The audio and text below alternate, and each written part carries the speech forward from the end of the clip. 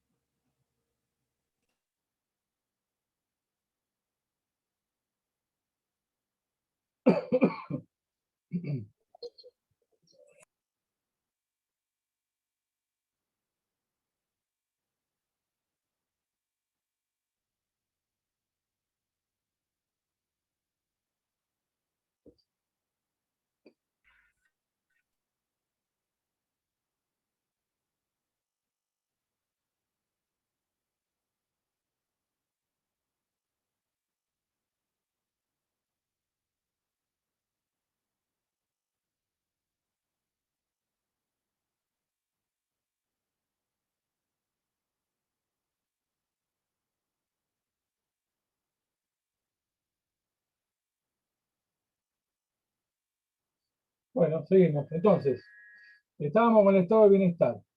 La primera dimensión era los servicios sociales, la segunda era la propiedad estatal de sectores estratégicos de la economía, y la tercera es lo que se llama las políticas macroeconómicas. ¿A qué me refiero con esto? A la política fiscal y la política monetaria. Tanto la política fiscal como la política monetaria tiene que propender a una economía con pleno empleo y estabilidad de precios. Eran dos cuestiones que se demandaban en ese momento. Era pleno empleo y estabilidad de precios. Y la única manera que tenés de obtener eso es con las políticas macroeconómicas, con la fiscal y con la política monetaria. Entonces, fíjense cómo cambia el estado del mínimo, que tenía tres funciones, se le agregan estas tres dimensiones más. Entonces tenemos seis dimensiones del estado ahora. El estado se hizo más complejo porque la sociedad se hizo más compleja y le demanda cosas que antes no le demandaba. Eso no significa política fiscal, ¿y cuál más había dicho? la monetaria. Ah, monetaria, ok. La fiscal y la monetaria se la llama a ambas políticas macroeconómicas. Una política microeconómica es, por ejemplo, la política de crédito bancario. Esa es microeconómica. La macro es la fiscal y la monetaria. Que tienen que brindar pleno empleo. Hay que propender al pleno empleo y a la estabilidad de precios. Esos son los dos objetivos de la política macroeconómica, es decir, crecimiento económico con estabilidad de precios. El pleno empleo de alguna manera es el crecimiento económico, porque si no creces, no lográs ocupar a la gente, así que ahí está el Profe, estabilidad de precios. Es decir, que no haya, o sea, que haya una inflación de tipo moderada. Una inflación moderada se considera entre 2 y 5% anual. Entonces, eso se considera estabilidad de precios. Si la inflación supera el 10% anual, ya 10 anual ya es un problema. Imagínate 40 como nosotros, ¿no? Ya nos caemos del mapa ya directamente nosotros. Somos una sociedad perdida. No, sí, en términos macroeconómicos tenemos muchos problemas, pero no de ahora, hace 5 décadas que tenemos problemas macroeconómicos. Yo no recuerdo, salvo la década del 90, que no hubo inflación. Después yo no recuerdo una época cuando no tuve inflación. Yo me crié con inflación. Nací a la vida con inflación. Y tengo recuerdos vivos de las hiperinflaciones. De la del 75, que fue Rodrigazo, que era chico, y la del 89, de julio del 89. Que los precios aumentaban a una velocidad que el remarcador estaba. O sea, en el supermercado ibas a la mañana y tenía un valor, y a la tarde tenía otro valor. Lo mismo que compraba. Eso es lo que pasa en Venezuela ahorita, que el dólar amanece, no sé, en 1.000.000 y al mediodía está en 2 millones. Entonces, Claro. no sé cómo hacen los supermercados que cambian todo en mediodía. Bueno, acá en la Argentina se oficializó, se hizo parte de la Argentina la pistola remarcadora. La pistola remarcada era una pistola que tenía los precios, una cinta, tac, tac, tac, todo el tiempo estaban remarcando. Pero vos veías siempre al tipo con la pistola remarcadora, porque había que remarcar todo el tiempo. La Argentina se hizo pionera en América Latina en libros sobre ajuste por inflación. De hecho, exportamos mucho a Venezuela libros sobre ajuste por inflación, porque Venezuela no conocía eso. Durante gran parte de su vida libre, porque Venezuela no conocía la inflación. La conoce ahora. Ahora y está desatada. ¿Está desatada? Sí, no, usted tiene hiper ya. O sea, sí, Sí. claro. Sí, no tuvimos dos Ahora veces. acá en Argentina me di cuenta que para como una forma de manipularnos y de creer que no es tan así, lo que hacen los supermercados, las grandes cadenas es te ponen promociones. El segundo al 70, el tercero al 70. Entonces cuando termina esa promoción, ponele la gaseosa sale 20 pesos más y ni siquiera te diste cuenta Claro, que te subió. claro, claro. Es Bueno, como manipularnos de alguna esto es manera. como el tema del Black Friday, que te aumentan los precios el día antes del Black Friday y después te dicen el 20 y vale lo mismo que valía el día anterior que no era Black Friday. Ya detectaron estas estafas, ¿eh?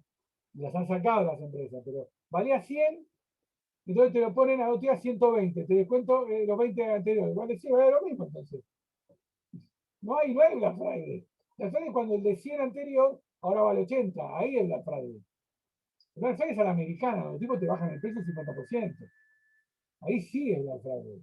Pero vos lo ves, un día valía $10, pero te vale 5.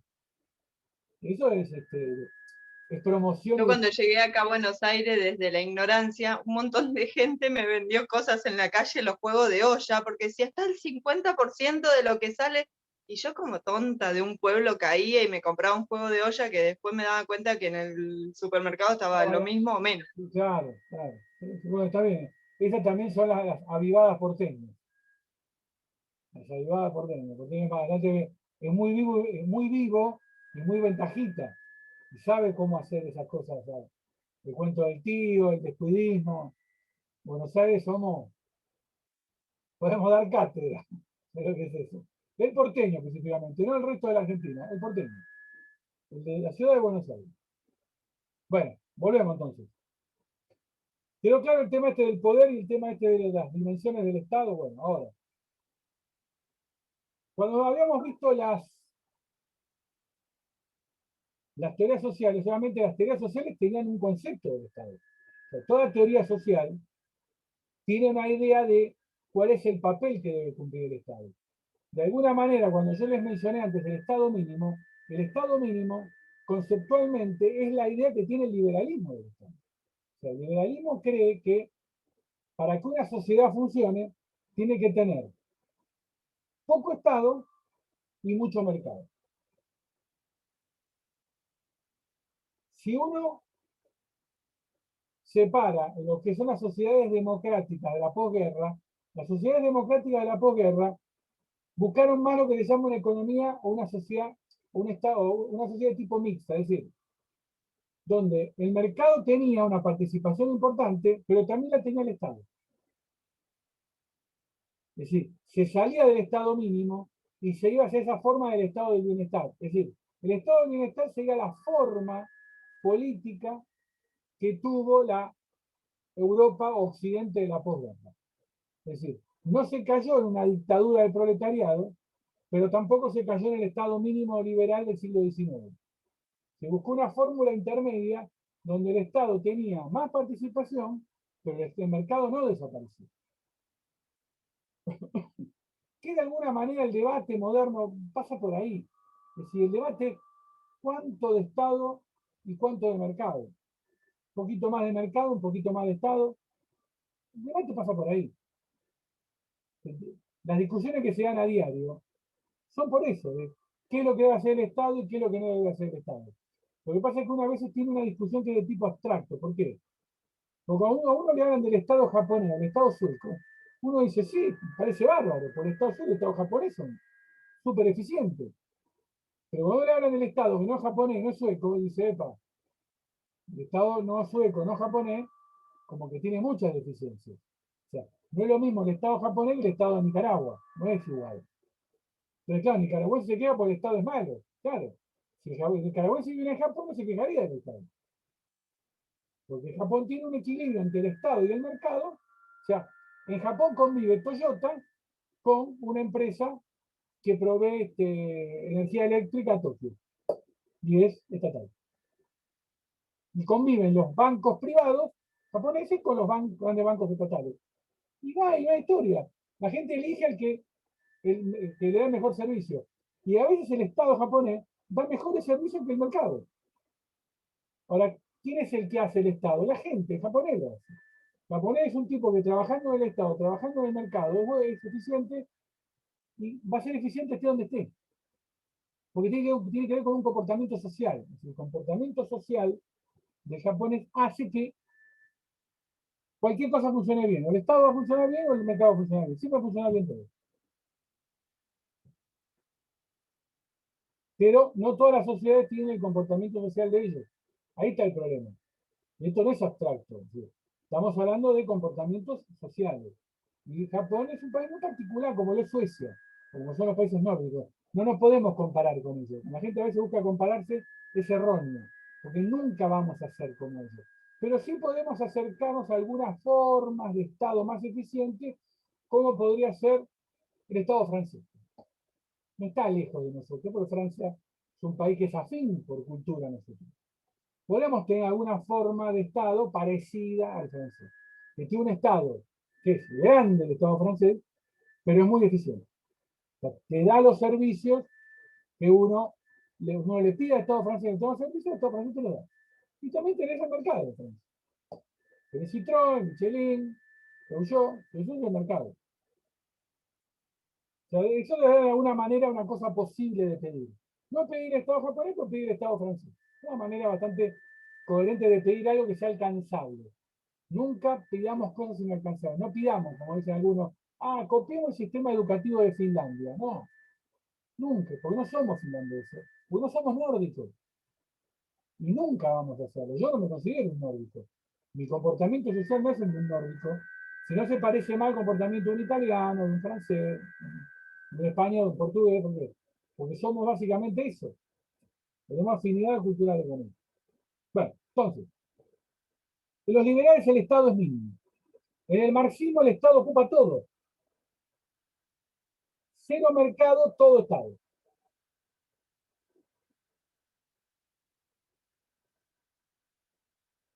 O sea, no hay libre iniciativa. Cualquier persona que tenga una iniciativa particular no la puede llevar adelante. Entonces tenemos que suponer que el Estado va a hacer todo bien. Bueno, realmente no lo hace bien, lo hace mal a veces. Y en los países lo hace muy mal. Por eso cuando el Estado es dueño de todo, muchas veces en vez de crear más riqueza, empobrece a la sociedad. O sea, las experiencias donde el Estado es el 100% del dueño son experiencias históricas que han sido de empobrecimiento social, nunca de prosperidad social.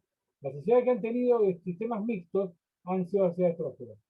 Las sociedades que han tenido todo por el simplemente del Estado han sido sociedades que han tenido empobrecimiento social. El ejemplo fue la Europa o Europa Oriental. ¿No? La mejor ejemplo fue Alemania Oriental o Alemania Federal. No fue el mejor ejemplo. De lo que era una Alemania y la otra. Una próspera y la otra empobrecida. Y después está el tema de la Disculpe, ¿Qué? usted había dicho que en el marxismo era cero mercado y qué más. El mercado es cero y el Estado es todo. El Estado es dueño de todo. ¿Por qué? Porque Marx lo proponía así. Es decir, no debía haber propiedad privada sobre los medios de producción. La propiedad debía ser pública, toda, completa, todo. Desde la peluquería hasta la empresa siderúrgica. Todo debía ser del Estado. Sobre todo el empleado del Estado. De alguna manera se toleraba en los países comunistas una forma de mercado negro. ¿Qué es una forma de mercado negro? De que ciertas actividades quedaran fuera de alcance estatal. Por ejemplo, la peluquería que era estatal, la peluquera de alguna manera controlaba la peluquería, porque el funcionario del Estado nunca venía a controlarla. Entonces, de alguna manera, si bien nominalmente la peluquería era del Estado, la peluquera de hecho la manejaba eso como quería. ¿Por qué? Porque había lo que llamaba zonas negras. Es decir, había amplia tolerancia con lo que eran las pequeñas actividades comerciales. Se toleraba que el dueño de ese pequeño comercio lo manejara a piacere. Se toleraba un capitalismo, un pequeño capitalismo, aunque nominalmente no se lo permitía la existencia. De hecho, en Cuba también ahora se permite que la peluquera sea una empresa privada o cooperativa, porque de alguna manera están aceptando que tiene que haber, que la pequeña propiedad tiene que existir, la pequeña propiedad. Y después está la cuarta, que era, faltaba la tercera, que era el anarquismo. El anarquismo, acá sí hay un problema. ¿Por qué? Porque el anarquista cree que el Estado no debe existir. Es decir, el anarquista niega la existencia del Estado. ¿Por qué? Y fíjense acá la idea que le voy a dar del anarquismo, porque tiene que ver con lo que les mencioné antes. El anarquista tiene una obsesión con el tema de las relaciones igualitarias de poder. Es decir, el anarquismo no tolera el desnivel en las relaciones de poder. Esta idea de que uno es el que tiene el poder y domina, y el otro es el dominador. El anarquista lo que dice es que el Estado siempre es una estructura de dominación, sea cual sea el sistema social en el que esté. Siempre es una estructura de dominación, siempre. Por eso la pelea que tuvo en su momento Karl Marx con Mikhail Bakunin respecto del programa que tenía que tener el movimiento revolucionario. Bakunin se va con los anarquistas de la Internacional Proletaria, crea una parte porque discrepan sobre el tema del papel del Estado. Marx decía que el Estado había que abolirlo, pero después de un periodo se llamaba dictadura revolucionaria del proletariado. Es decir, Marx aceptaba que debía haber una forma dictatorial de transición hacia la sociedad comunista, donde el Estado se apropiara del 100% de la propiedad y que además fuera muy firme a la hora de la toma de decisiones, es decir, era dictatorial. Por eso lo llamaba dictadura revolucionaria del proletariado. Bakunin decía, no, ¿qué dictadura? No tiene que haber dictadura revolucionaria del proletariado. El Estado debe desaparecer al minuto 1 que triunfó la revolución. Se debe disolver. Y en eso no lo negoció Bakunin. El anarquista hoy no lo negocia. Él dice, el Estado debe dejar de existir. Y hay que ir a esas formas cooperativas de poder.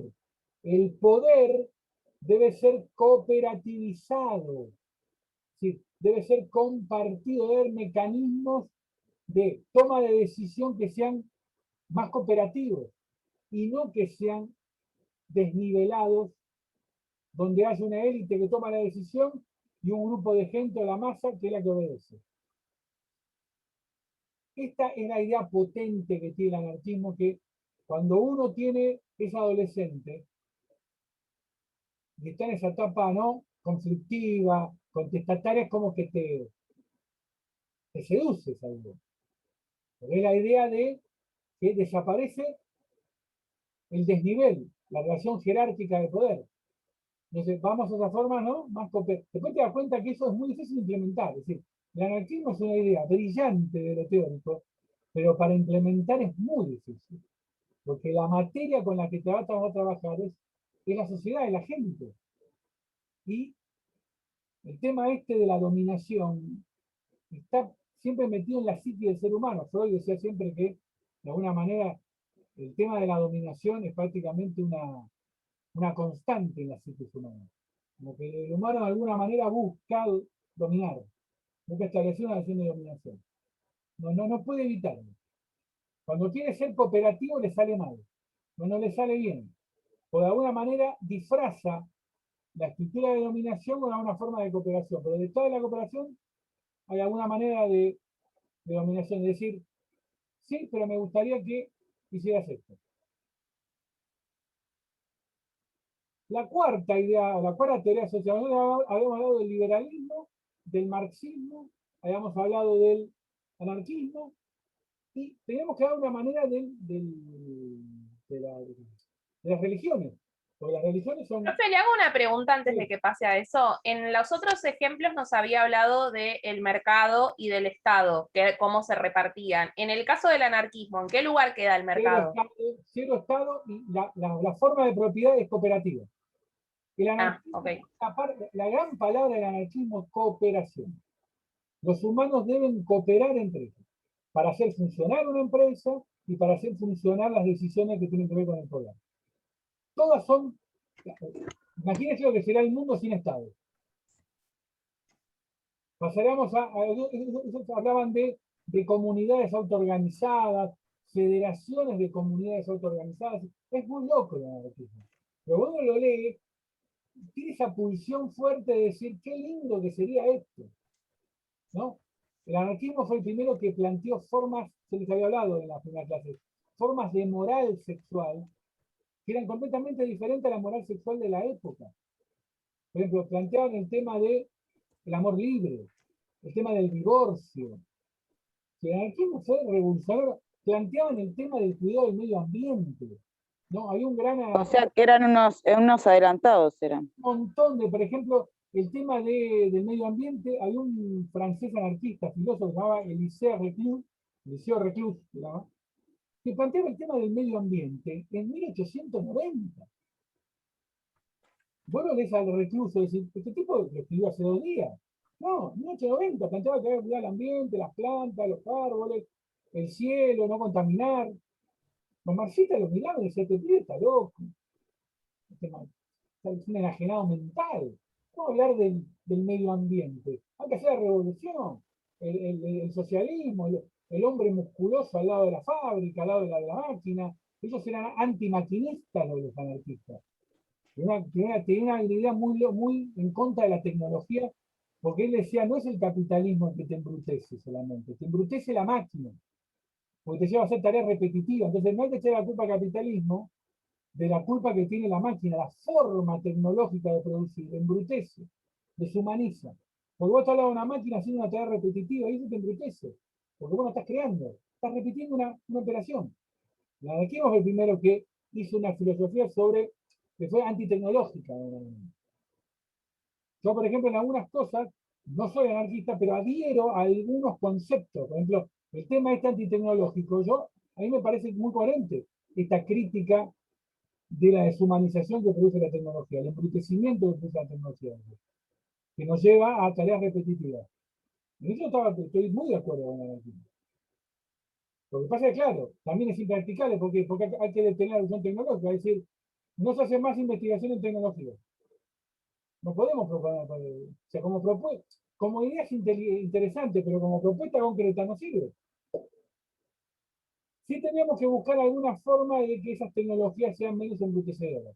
Estoy seguro. Buscar formas que sean más prácticas, que permitan una cosa más creativa en el lugar de trabajo. Y no que sea tan. De hecho, esa forma de capitalismo ya se abandonó, ¿no?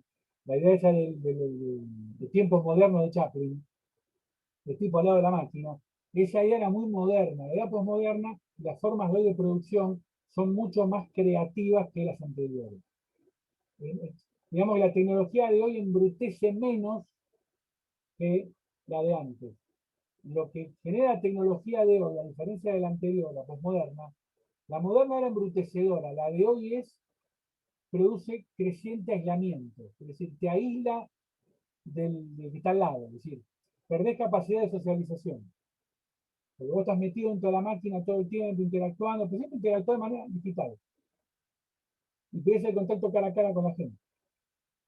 En ese sentido se entiende la deshumanización de hoy. Perder contacto con el otro. La deshumanización moderna era la de la tarea repetitiva de la máquina, que es otra forma de ver la deshumanización. Son dos formas distintas. Por eso lo vamos a ver cuando lleguemos a medios de comunicación y eso, vamos a ver ese tipo. Hay algunos pensadores, por ejemplo, hay uno que no sé si lo escucharon nombrar, que se llama Byung-Chul Han, que es un coreano, que que vive en Alemania. Es bastante interesante sobre el tema del embrutecimiento tecnológico moderno. Él dice que a la gente no la explotan desde afuera, se autoexplota. Y nos hacen creer que esa autoexplotación es realización personal. Extraordinario. Es muy bueno este Byung-Chul Han, muy bueno. Pero eso vamos a ver después en la segunda parte cuando veamos el tema de los medios de comunicación. Entonces, en el tema de las teorías religiosas, las teorías religiosas también tienen ideas sobre el Estado. Las teorías religiosas también creen, digamos que las religiones lo que buscan es una tercera forma de propiedad. Es decir, está la propiedad del mercado, está la propiedad del Estado y está lo que se llama la propiedad comunitaria. que no es una forma de propiedad cooperativa. La cooperativa es más del anarquismo y de una forma del socialismo democrático. La propiedad comunitaria es diferente. La propiedad comunitaria, por ejemplo, se activa a nivel de lo que se llama las comunidades locales. Es decir, la iglesia le da mucha importancia, o las religiones, a lo que son las comunidades locales. Por ejemplo, en un pequeño barrio, que el barrio sea el dueño del club. O que se organice la limpieza del barrio a través de una empresa comunitaria. O de alguna forma de decir, bueno, los vecinos del barrio hoy se turnan para limpiar las veredas. O podar los árboles.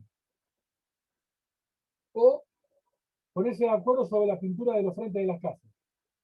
Es una forma de propiedad comunitaria, ¿no? Esto funciona muy bien en algunos lugares de Estados Unidos en el interior, con el tema de algunos cultos protestantes. Se le da mucha importancia al tema este de lo comunitario. Esto de ceder tiempo propio en beneficio de la comunidad, ¿no?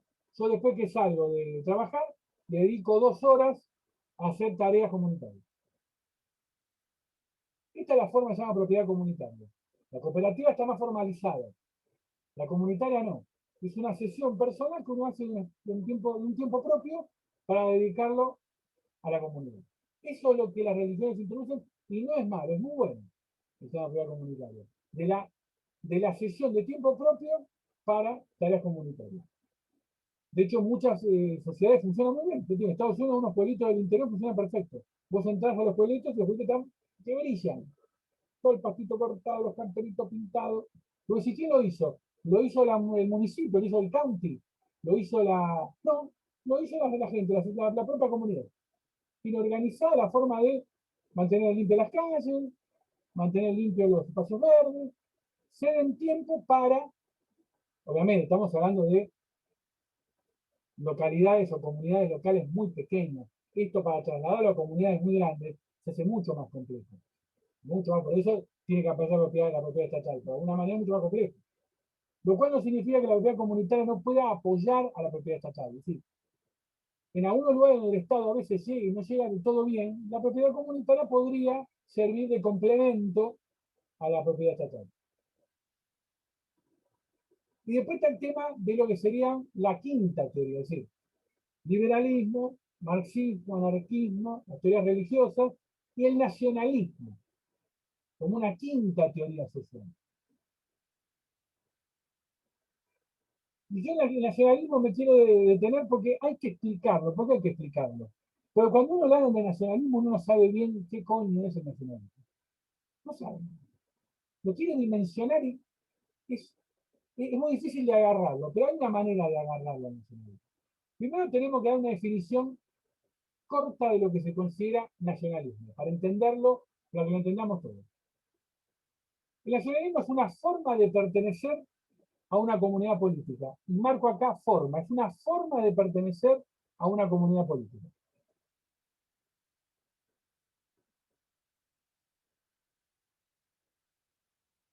¿Y qué forma adquiere? ¿Cómo pertenecemos a esa comunidad política?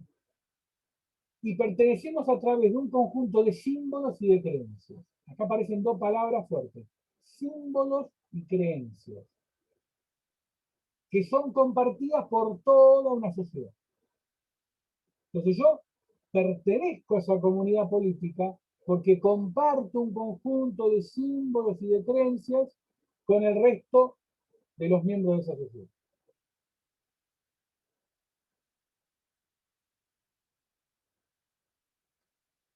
De acá hay algo que me faltó definirles en las primeras clases. Yo no lo desarrollé el tema, pero viene bien que lo empecemos a desarrollar ahora y lo sigamos en la clase que viene, porque es una forma de entender cómo opera el nacionalismo en la sociedad y cómo opera de alguna manera las formas de religiosidad también. Porque el nacionalismo tiene un elemento fuertemente de tipo religioso, en la forma de adherir al nacionalismo. Tenemos que definir 3 palabras. Una es qué entendemos por símbolo, otra qué entendemos por rito y qué entendemos por mito. Símbolo. rito y mito. Cuando uno veamos, yo les voy a dar ejemplo de los símbolos, de los ritos y los mitos, y van a ver, ahora entiendo el nacionalismo. A mí me pasó. Yo me devané los sesos en la facultad tratando de entenderlo, hasta que después un día, mágicamente, combiné 3 textos y dije, acá está la idea del nacionalismo. Y después, claro, leyendo otro me di cuenta que no había inventado yo la combinación, ya habían hecho otra la combinación. Pero me sentí contento porque llegué solo a esa idea de unir los tres conceptos. ¿Qué entendemos por símbolo? Digo que siempre decimos es simbólico, es un símbolo. Pero uno dice, ¿qué es un símbolo? El símbolo es un sonido, un signo gráfico, es un sonido, un signo gráfico, un objeto material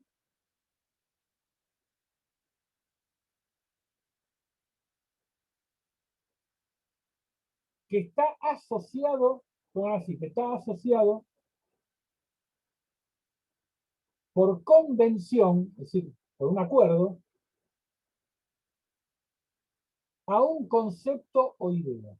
Repito, es un sonido, un signo gráfico, un objeto material que está asociado por convención a un concepto o idea. Esa es la definición. Ahora vamos a la práctica. ¿Qué es la bandera?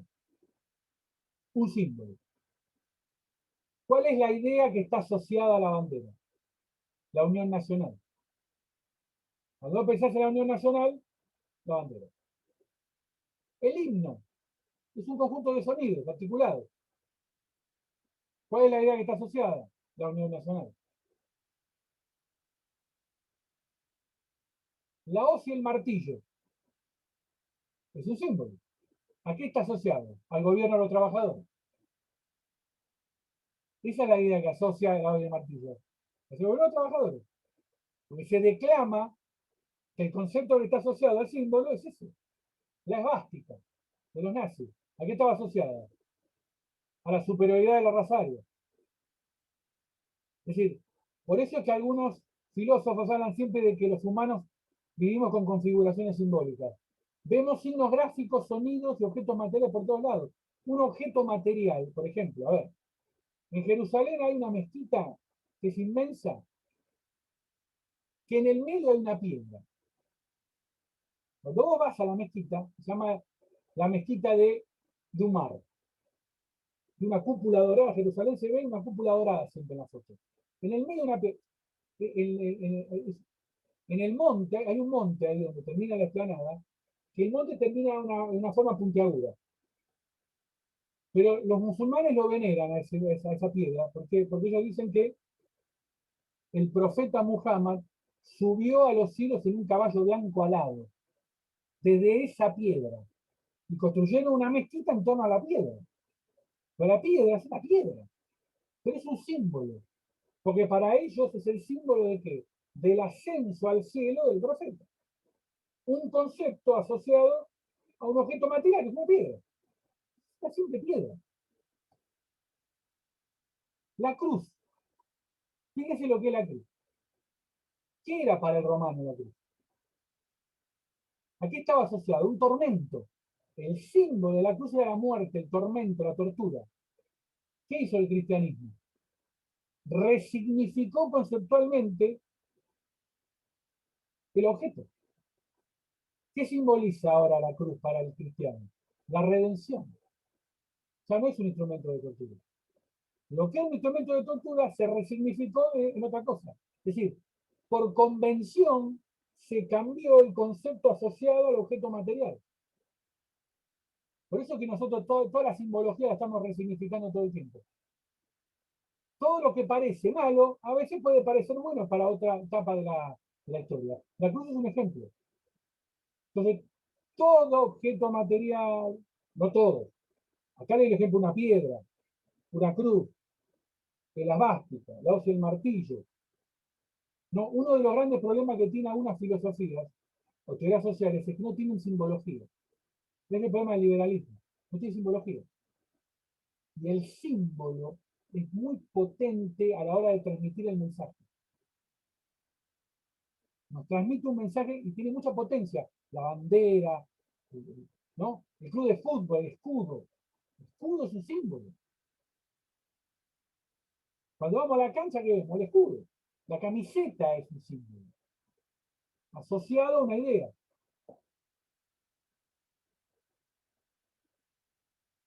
Pero bien entendido el símbolo, cuando veamos medios vamos a ver más, pues. También los medios de comunicación hacen un manejo exquisito de los símbolos.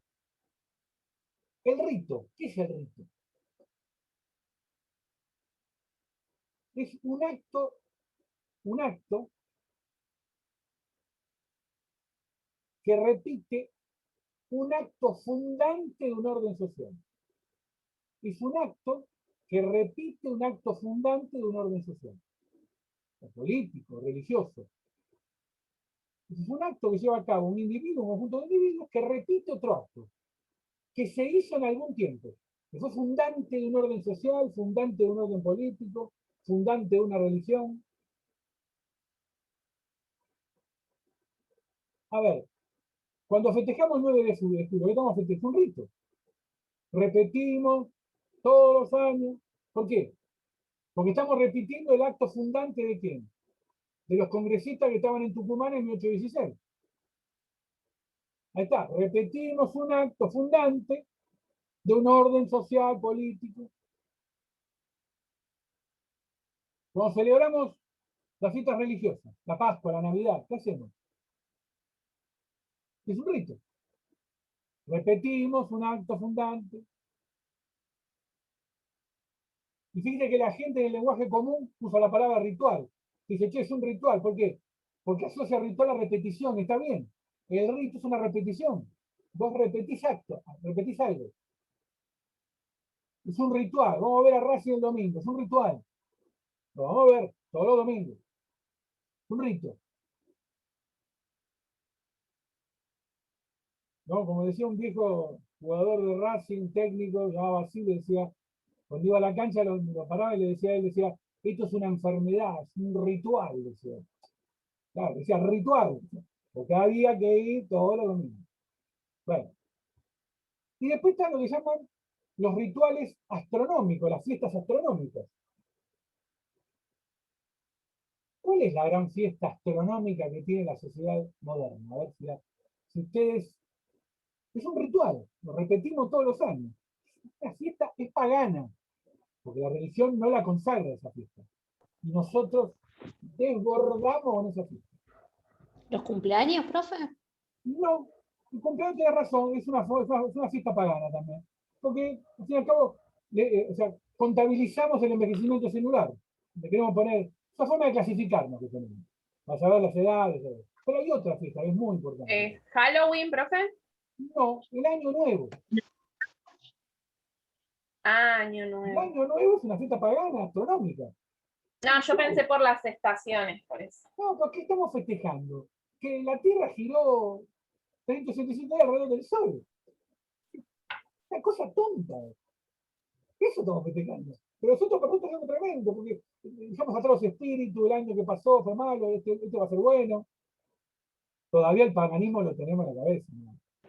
Y al otro día sucede lo mismo de Sí, todos los días, ¿no? ¿no? No cambia Es una absolutamente. convención, es una convención nada más.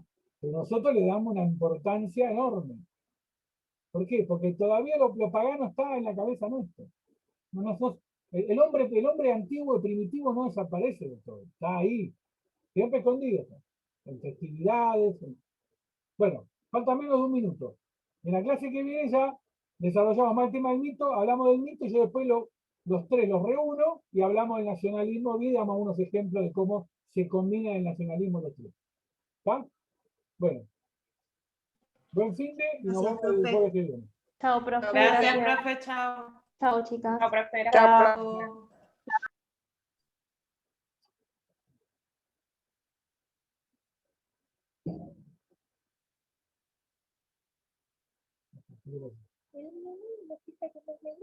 Sí, sí, pero bueno. Me digas eso.